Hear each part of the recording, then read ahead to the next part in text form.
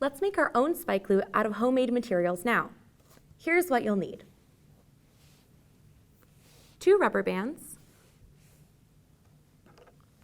markers for decoration, a paint stirrer,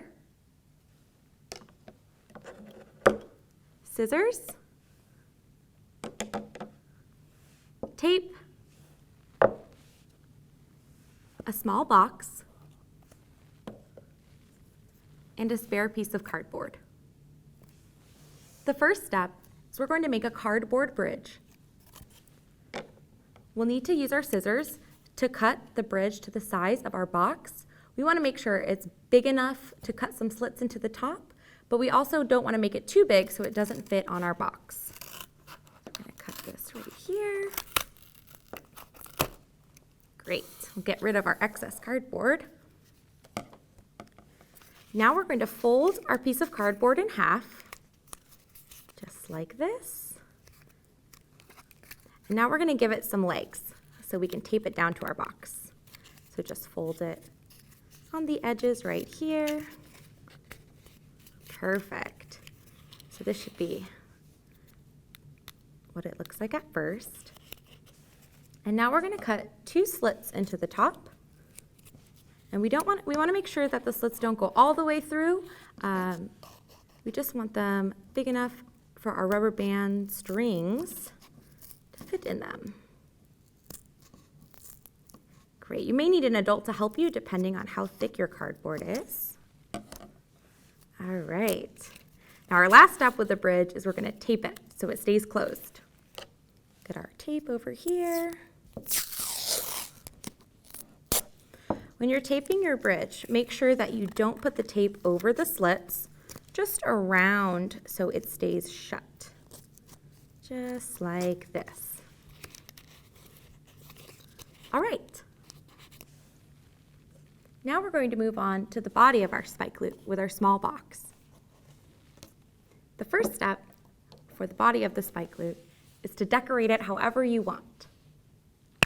I like stripes, so I'm going to put stripes on my spike lute.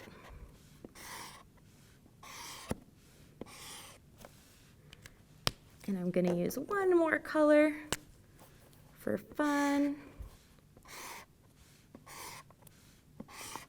Great. All right, now that we've decorated the body of our spike lute, we're going to put the spike inside of it. So the spike is going to be your paint stirrer, okay? And there's many ways you can do this. It's just important that the stirrer goes all the way through the body of your spike lute. So you can tape it down, you can cut a hole in the top of the box and the bottom of the box and stick the paint stirrer through. But since my box has a lid, I'm just going to open it up a little bit, put the paint stirrer inside, and close it. Great. There we go. That way I have a little bit sticking out of both ends. And now I'm going to secure it with some tape. Take this. Tape over some of my stripes just to make sure that our neck, our spike of our spike lute stays where it's supposed to.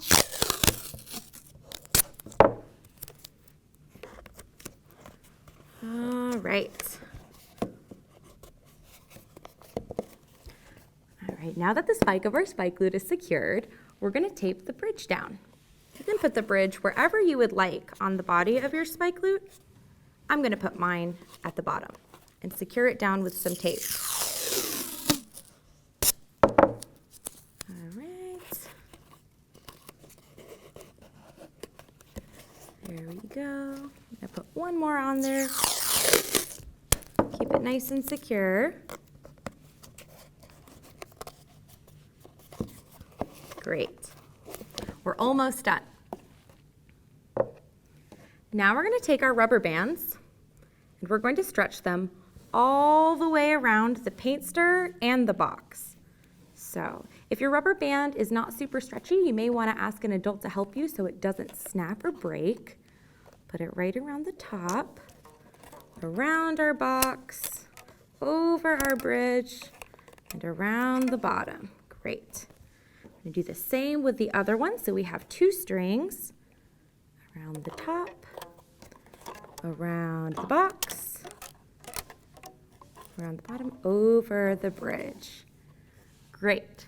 Our last step here is we want to make sure that the rubber band strings fit in the slits of our bridge.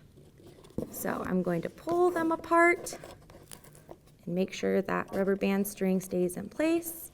I'm going to do the same with this one. Pull it apart and make sure the string stays in place. Great.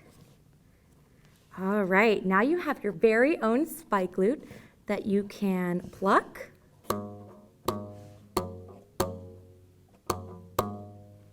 and you can strum it.